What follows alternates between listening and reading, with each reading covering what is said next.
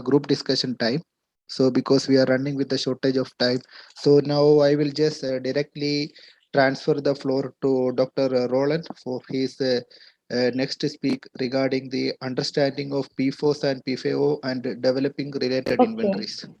Thank you, Shireen and Dr. Roland. Now the floor is for you. Please go ahead. Yeah, Shireen need to go out of her. Yeah, you need to stop, Shireen, sharing slide. Okay, good. No, and I mean, like it was said, that you are planning a specific workshop, and I think these details on the questionnaires, this will be then especially discussed in this special workshop on unintentional POPs you were asking for. Can you see the slide? Yes, Doctor, go ahead. Okay, good. Introduction to Pfos and PFOA, the first fluorinated POPs in the Stockholm Convention, and developing of related inventories. So, wait a moment. So what is Pfos? Pfos is perfluorooctane sulfonic acid, which is a fully fluorinated substance, which is commonly used as a salt or incorporated into larger molecules or even in polymers. So these are the so-called related substances. And when you read the listing is Pfos, it's salts and Pfos F. So here Pfos F is the intermediate for synthesis of PFOS-related substances. And Pfos F has been listed to restrict all PFOS-related substances. So here is the structure. Wait a moment, laser pointer. That's the structure of PFOS. So PFOS is very, very persistent. Actually, we do not need degradation in groundwater or soil, and has a capacity to undergo long-range transport, and is also fulfills the Stockholm Convention toxicity criteria, and so it has been listed. On the other hand, PFOS are the best surface active compounds with extreme low surface tension, very interesting for industry, and these fluorinated chemicals can repel water and can repel fat, which also result in many applications. In respect to PFOS and related substances, these are those substances which contain the PFOS moiety. So this is this part of PFOS. If it's contained in a molecule, then it's called a PFOS related substances, and also can form and degrade to PFOS. So in practice, there are 165 different chemicals which have here different groups, but this PFOS moiety is all the same for all PFOS related substances. So when we look here to the amides, they are volatile, so they go into the air, but PFOS itself, the acid, is water soluble, which the hydrophobic sulfate group, and it's non-volatile, and it is relatively soluble in water. So you can dissolve 519 milligram per liter at 20 degrees, and therefore this was the first POP which really could have high concentrations also in water. With the PFOS, you can attach this PFOS moiety, for example, on carpets, on furniture, on paper. Yeah, and then this surface is repelling water and also repelling oil. So therefore, it has been used for furniture and, for example, carpets, but also for umbrellas, which are maybe not so much used in Oman, but the furniture. So in the beginning, PFOS was listed, or PFOS is listed in Annex B. And in the beginning, in 2009, PFOS had a very range of acceptable purposes where currently no alternative was available. But over the last 10 years, many of these alternatives have been removed from the list of alternatives of acceptable purposes, and today only insect bites with sulfuramide for the control of leaf-cutting ants are listed as acceptable purposes. All others have been removed by decision Stockholm Convention 7.1 and decision Stockholm Convention 9.4. Additionally, Pfos also had a long range of specific exemptions. So here, alternatives were available, but not some countries have difficulties to phase in these alternatives. So therefore, also these specific exemptions have been listed for Pfos. Also, the list was quite long, including carpets and papers and textiles. Interesting, also chemically driven oil production has been allowed until 2019. But these exemptions have also been removed in 2019 from the list and in 2017. So today, only metal plating in closed loop systems and firefighting foams for liquid fuels, Class B fires are allowed as specific exemption. Before the Stockholm Convention, also Pfos has been used in cleaning agents, in polishes, in ski waxes, in paints, and even in cosmetics. Why do I tell this?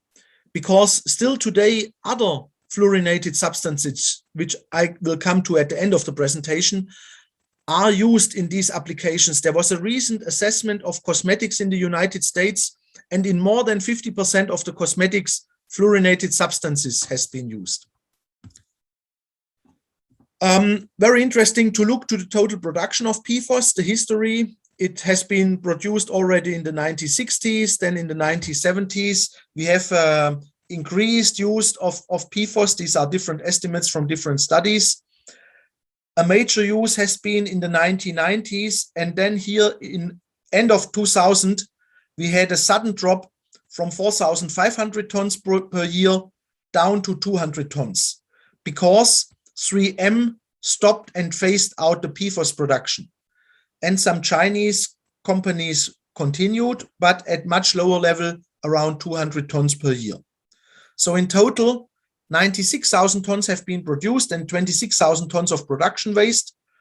And therefore, for Pfos, the history of use and a release is very important and can be more important even compared to the current use, because today only a few tons of Pfos are still produced in China, and there is a CHEF project for phase out of Pfos finally. It's also interesting to look to the major use area, and here we have data from Europe from 2000. This means the year of the major use. You see 90% of the use of Pfos in Europe was on paper and coatings like carpets and other textiles. Yeah, so 90% was in this use, and only about less than 1% was used for firefighting foams. 10 tons were used for chromium plating. Yeah, so also this you need to know when you want to understand PFAS, where their main use area are. But Pfos is only a very small part of the story of the perfluorinated alkylated substances, because first we can change the chain length. Yeah, this means Pfos has a chain length of 8 carbons, so we can reduce the chain length to 6 carbons or 4 carbons. Then we can make different end groups for this PFAS. Here, a carboxy group or a hydroxy group. And when you look to the Stockholm Convention in 2019, perfluorooctanoic acid and related substances have been listed in the Stockholm Convention. So this is here alkyl carboxylate, including here 7 of these carbons. So in total with this carbon, 8 carbon. Yeah, and Canada proposed this year that also long chain perfluorinated carboxylatic acid should be listed to the Stockholm Convention. So at the moment in the POP reviewing committee from this year on, also the long chain carboxylic acid are assessed. Additionally, perfluorohexane sulfonate, this means the little sister of Pfos with 6 carbons here, is also proposed for listing and has already been evaluated by the POP reviewing committee and will be suggested for listing in 2022. So you see, these fluorinated compounds are very, very relevant at the moment for Stockholm Convention and very dynamic, and a country need to have a closer look to those. Additionally, all these per and polyfluorinated alkylated substances are an issue of concern of SciChem, the strategic approach to international chemical management, and the European Union, and the PFAS research is proposing to manage all PFAS as a group. I will come to this at the end. So for P4, when it was listed in 2019, also a range of specific exemptions have been included, including firefighting foams, photolithography, photographic coatings, textiles for oil and water repellency, implemental and invasive medical devices, manufacturing of fluorinated polymers, and also electrical wires. When we look to the bioaccumulation and the health effect, we see that also PFOS, P4, and PFHexes are water soluble. They still bioaccumulate and biomagnify. PFOS has a half-life in humans of 3.4 years, P4 of 2.7 years, and a PFHexes even longer, 5.3 years.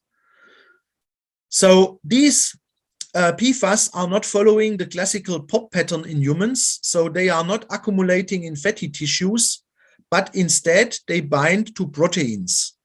Therefore, these PFOS, P4 accumulate mainly in organs such as liver, kidney, brain, and spleen. Animal studies for PFOS, P4 have shown that they cause cancer, neonatal mortality, physical developmental delays, and endocrine disruption. Higher maternal levels of PFOS and P4 were associated with delayed pregnancy, and higher PFOS, P4 level reduced human man semen quality, testicular volume, and also penile length and anogenital distance. Here are the papers for that. So this is the study in Denmark, where they have assessed 120 young Danish men in respect to their sperm quality. And what you see here is that those men with the lowest PFOS, P4 level had the better sperms compared to men with higher level of PFOS, P4. And please now remember, these are only background concentration. So these men here were not specifically exposed to PFOS and P4. Yeah. And what you also maybe need to know is that over the last 50 years, the sperm quality in Denmark, but also in Germany, have been reduced by about 15% for normal sperms. So it seems that these PFAS are one of the reasons, but there are other chemicals and other reasons. So because of this toxic effect, the European Food Safety Authority, EFSA, has reduced twice the tolerable weekly intake of PFOS, P4 due to updated toxicity data. I do not go into details here, just to tell over the last 10 years we have seen more of the toxicity of these chemicals. So today the tolerable weekly intake is really very low.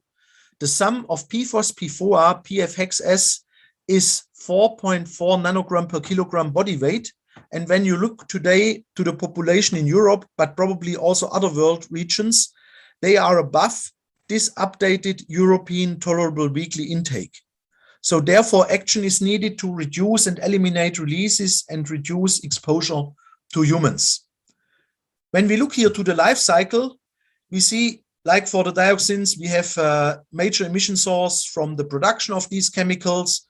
from the use in production, for example, carpet manufacturing, paper manufacturing, chromium plating, but also from the products, they can be released into the environment, or from the products and industry, it can go to reservoirs, and from there it can be released because they are water soluble, unfortunately, to the aquatic, and for the first POP, also into drinking water.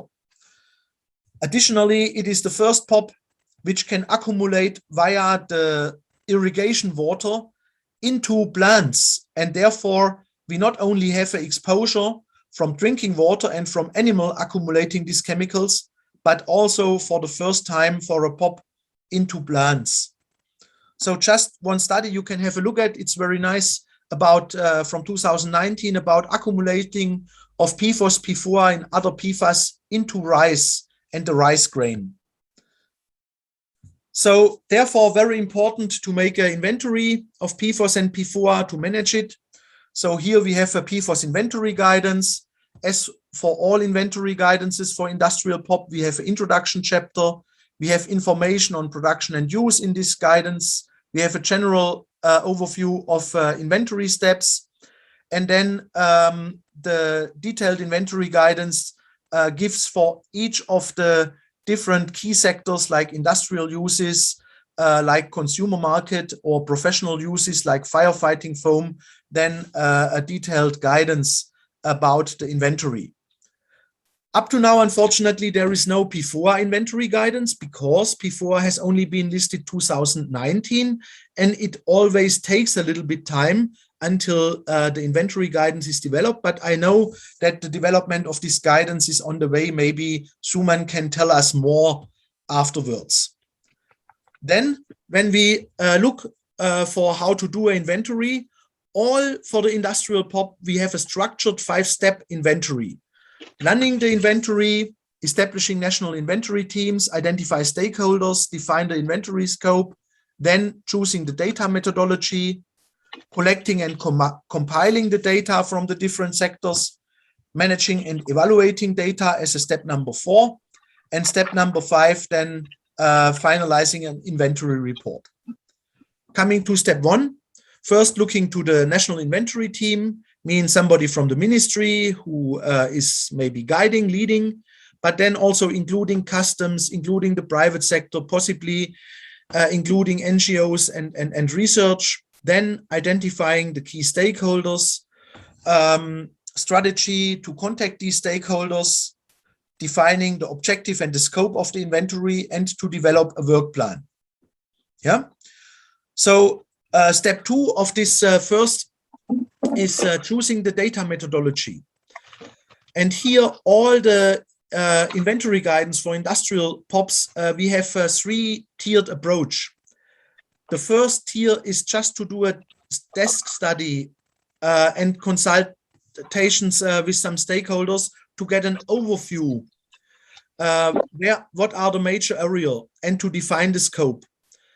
And then the tier 2 inventory is do a detailed data collection, detailed statistic, detailed discussion and questionnaires with the stakeholders. And by this already you can do a semi-quantification and the scale of the problem.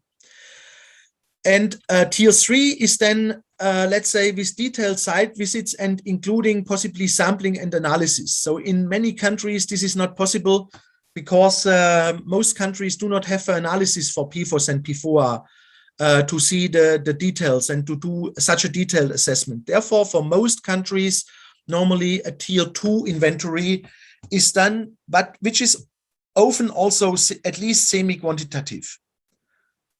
In step 3 is for collecting and compiling the data, mean checking the different industrial sectors, checking the consumer market. For example, what are the synthetic carpets which are on the market? Do they contain PFAS?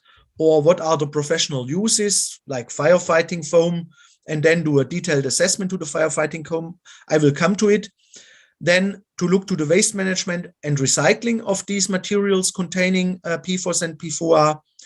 And finally, looking to the contaminated sites, which is especially important for these Pfos and PFOA and related substances. So here I give you a hint, what are the major areas here. for PFOS and PFOA in use and in stocks.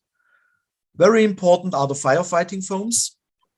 Then also for PFOS relevant is metal plating.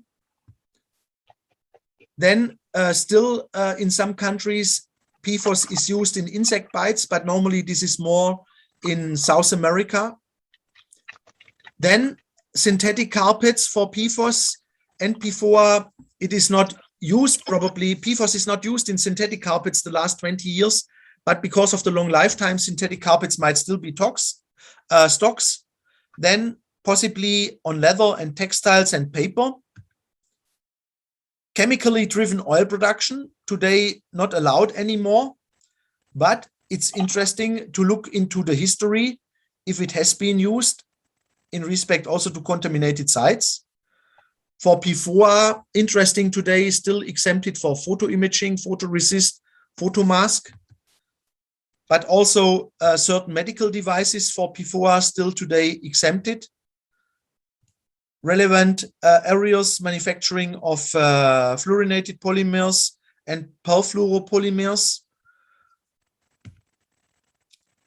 Also for PFOA, checking for semiconductors and very relevant textiles. And also for PFOA, the firefighting foams are relevant. Yeah.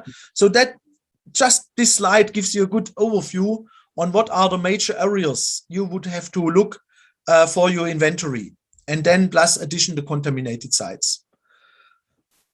For the data collection, so first for the desk study, to look for existing information. So here you would start with the inventory guidance and also POP reviewing committee documents to understand the chemical and what are the major use. Also, you can have a look to this presentation. Then we have from the Stockholm Convention a guidance on screening of POPs in products. So I recommend you to have a look to these guidance because there is also a specific chapter for PFOS and PFOA, including in the annex case studies on screening of PFOS and PFOA. There are also other big range of scientific journals and technical and research reports. And one recommendation, you might look to inventories of other countries. Then to go to organizations like industrial organizations, very important to talk to the industry, custom services, and then some national bureaus of statistics, which might have information. Also for PFOS and PFOA, we have questionnaires. Here Shireen will tell more details.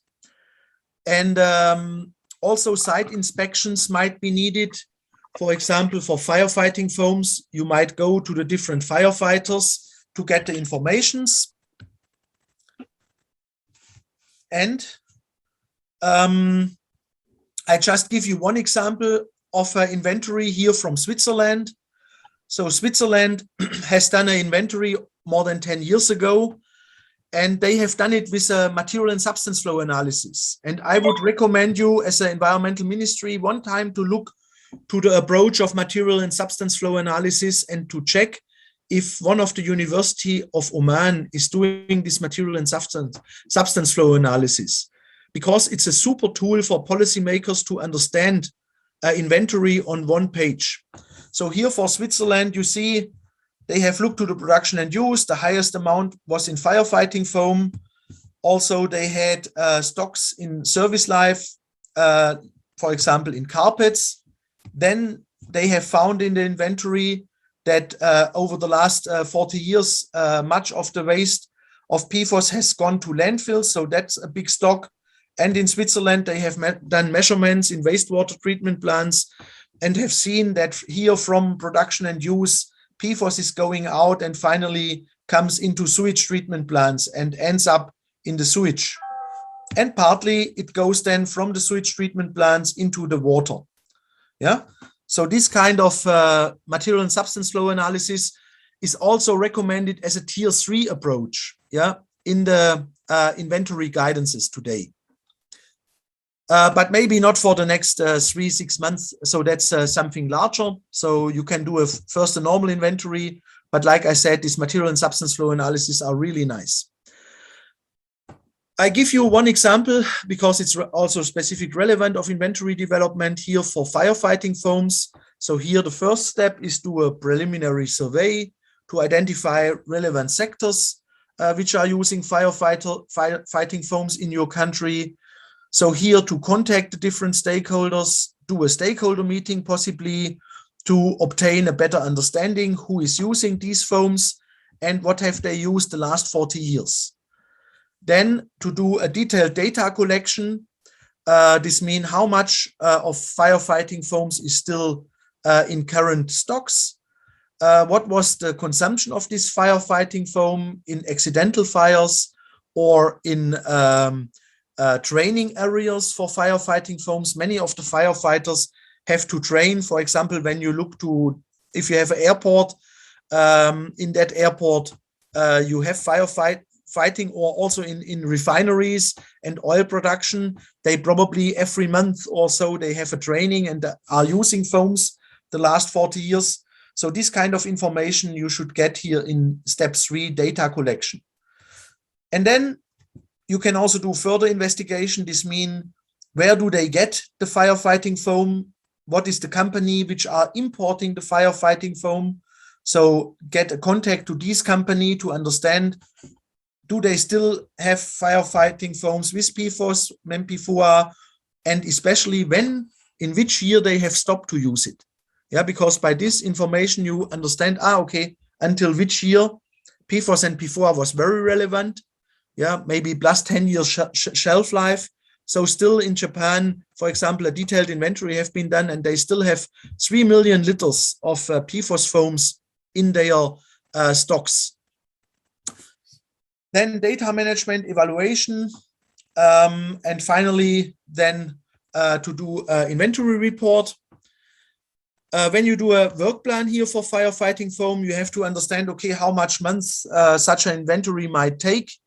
So often countries are aiming for 4 months, 5 months, 6 months inventory, but this depends on the time frame you give. But let's say that's normally a reasonable time to develop such an inventory and to get the data.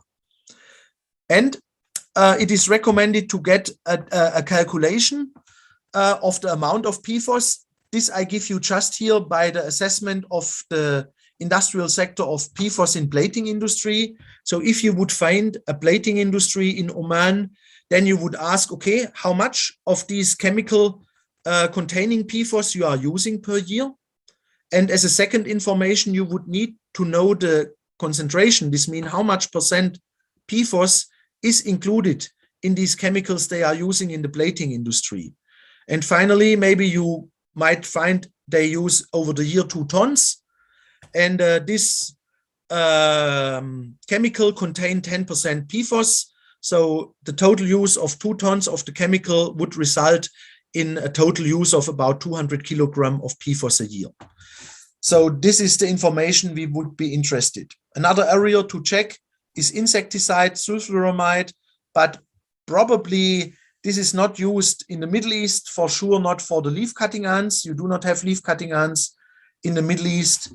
But for example, in China, these insect bites have been used also for cockroaches and other ants. So here it's also interesting maybe to check if at a time sulfuramide has been used and has been registered. And it's interesting what kind of alternatives you have. As a last area for consumer products, I would recommend you to look to at least carpets, because carpets surface treatment have been a major area here, and carpets have a very long service life. Yeah, so the service life of carpets can be 10 years, 20 years, and maybe even longer. And here PFOS, the main PFOS use has stopped around 2002. I mean, this you have seen from the total production I showed you in the second slide. So here about 0.3% of the carpet can be PFOS or PFOA. Yeah, and by this, and here by a very simple drop test, you can understand if a synthetic carpet contain PFAS or does not contain PFAS. To understand what kind of PFAS, if it's PFOA or if it's PFOS, then you really need to do an analysis of this carpet. Yeah, but maybe for the first inventory, you just do a rough estimate if some of your synthetic carpets might contain. For this, you could look into the inventory here of Suriname. We have published last year how Suriname has done a first assessment. That carpets are relevant, also relevant to human exposure. We have seen in a very recent study in the US. So here, carpets in babies and childcare has been assessed, and it has been found that carpets are a relevant exposure pathway here, especially for babies and children creeping and sitting on the floor. So yes, that's another motivation why to look into the carpets and synthetic carpets, and if they are still there in the country and even could be an exposure source. As last part, coming to contaminated sites. So yes, from production, from the use, finally to disposal, PFOS unfortunately can contaminate sites, including the groundwater, because they are water soluble. Especially potentially contaminated sites are production sites and related landfills. They are sites of firefighting foam practice and firefighting foam use in airports, refineries, oil storage sites, oil production sites, military areas, and other firefighters which are using this specific Class B fires. So sites of fires where these foams have been used, and also sites where PFOS and PFOA has been used in industry the last 50 years. Yeah, might it be plating industry, synthetic carpet industry, leather industry, paper industry, and also the oil industry, if they have used PFOS and PFOA in the oil production. And finally, also landfills contain PFOS, PFOA containing materials and can release. So here the Middle East has not much release from those landfills because you do not really have rain and leachates. But you have this firefighting foam practice probably also in your area. So this area also then the soil and possibly the groundwater is contaminated. That's just one example from a German city. After evaluating of a few years, they have found they have more than 10 contaminated sites from firefighting use, but also from chromium plating. And the best inventory has been done in the United States. So here, the US EPA has assessed 36,000 drinking water and groundwater samples, and they have found that more than 6 million American residents are exceeding the health advisory of the US EPA. And the last 4 years, it has been found that this health advisory is still too high. And the US CDC, Center of Disease Control, and the European Food Safety Agency has said, no, the limit should be rather 10 or 100 times lower. So there is a recent paper that about 200 million US citizens are above 1 nanogram PFOS and PFOA, which already has potentially some health concern. So you see how relevant this PFOS and PFOA is for drinking water, and that a global systematic inventory need to be done also for your countries, including effluents from landfills, but also especially in the Middle East, you have a reuse of your gray water for watering your agriculture. Yeah, and I see here a large risk for the Middle East countries and urgent assessment need for this water. So what is the situation in your countries? Quantities of PFOS, PFOA containing materials disposed, assessment of the groundwater, assessment of the drinking water, and here assessment also of the reuse and recycling of water, especially relevant for the Middle East, information on monitoring data of contaminated sites and contaminated water, and respective exposure of humans. Finally, do an evaluation of this data, look to the gaps, and depending on the issues, it's good to have a look from experts to these inventories, and finally then the evaluated data can go into the NIP. There are also annexes where Shireen will give a short introduction. Just food for thought at the end. PFOS, P4 were substituted by shorter chain PFAS the last 10 years. So today the OECD compiled that we have about 4,700 PFAS. The US EPA did a compilation of 6,300 CAS numbers for PFAS. So you see the issue is bigger, because when you look to firefighting foams or oil production, you see that PFOS has been substituted just by other shorter chain PFAS, and probably these are now used also in your country, in Oman and in the Middle East. And therefore, Europe, the last 15 years, has very critically looked to these PFAS. And today, the European Commission has a chemical strategy for sustainability towards a toxic-free environment, and is suggesting to address all PFAS as a group. Yeah, so here I gave you the link for that document. It's interesting for policymakers. And the same when you look to the science community, also the science community have published several papers where they also propose to do an evaluation of PFAS as a group, and possibly only use these PFASs only for essential uses. Okay, thank you for your attention. Thank you, Roland. Welcome. Okay, I think now Dr. Roland has one more lecture regarding the SCPs and PCNS. Before that, I think he's already tired, I guess. So we can have just like a 5 minutes break, because we scheduled a 10 minutes break, but due to the shortage of time, we can have 5 minutes break. Yeah, but Yasser, you can ask, yes. Because today we only have the program until 12 o'clock. Yeah. Yeah. So, yeah. Tomorrow we have the program anyway until 1:30. Yeah, so exactly. therefore, you can one time ask to the Oman team, let's say, if we go a little bit over time, yeah, so that we do not need really to hurry everything, but that we, let's say, at least give a bit time for questions. Yeah. And maybe that Shireen give a very short introduction into the questionnaires. And, it was already said before that Oman want, let's say, detailed workshops on the detailed topics. So let's say those details we can then give later on. So maybe you can have a short question to the Oman team, and they can give us, let's say, the direction.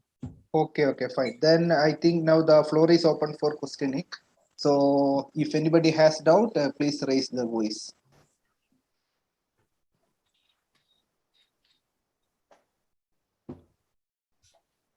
Now the floor is open for discussion.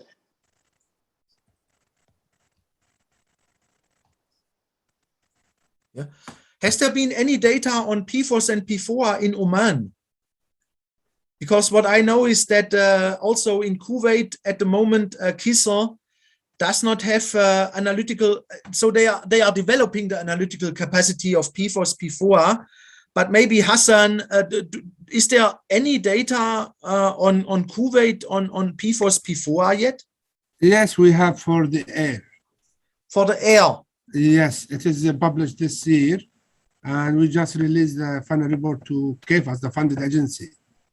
And we have the facility, LC-mass, and all the preparatory in the lab, whatever the kits for the analysis. Right now, today, we started with the milk analysis, Pfos for milk. Ah, okay. Using the LC-mass. Okay. So we have the capability for that. Okay, so very good. Yeah, and as you have seen by my presentation, I think water, including drinking water and irrigation water, especially, in my opinion, would have the highest priority. And very, very, very interesting research project, but also very important for policymakers. Right now, I'm preparing a proposal, Pfos in the food, especially marine. So we need to know if there is that Pfos for food. So probably we'll go to the market, collecting some like fish, whatever.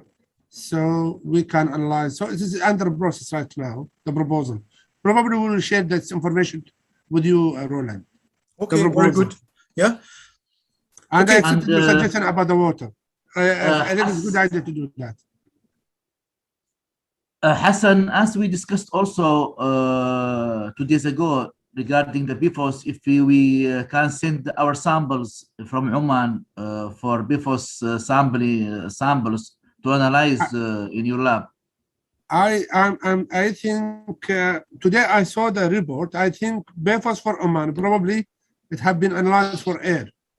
Air, yeah, but in the water, I mean, or and soil. No. Water, I think tomorrow I will be sure that Karel to be clear about that, to showing result of PFOS of air, especially Oman. Tomorrow he will present his data, soil, whatever that we take the sample from your. But Hassan, you know, in future, I think water will also be possible, right? In future. Yes, we can. Yes, we have that facility, and probably it's a good idea to take that. To take care a little bit about PFOS, and we put that priority as a water, and let's see one of the colleagues if he is interested to study this. So probably Abdulaziz Shrida is one of our colleagues, and he is participating in this workshop. So I agree about that. For the Oman, we have analyzed soil, air, especially from landfill, from agriculture. So okay, but this we have tomorrow.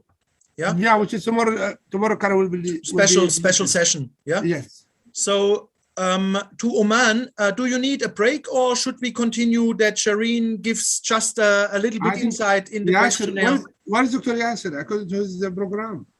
Yeah. Hello. Yes, Yasser. Yeah. Now actually we have now 10 minutes break, but I think whether we need to take the break or still to continue. I think a break is important. Okay, then we do 5 minutes, huh? Yeah. Okay, 5 minutes is okay. Okay, yeah, good. Roland? Yes? Yeah, so I think now the continuation with the Shireen, or I feel there is a CPs and a PCN inventory. So will you continue, or after the Shireen? I would say that Shireen give a very short introduction into questionnaire, but really only a few slides, Shireen, as an example. Yeah. After the break. Okay, yeah? okay, fine. Okay, fine. Yeah, but maybe Shireen only, let's say 5 minutes, 7 minutes. Yeah, that you just show, okay, these are the questionnaires. So, I mean, all the questionnaires are in the inventory guidance also. Yeah. Okay, fine. Then we can come back after 5 minutes. Okay. Yes.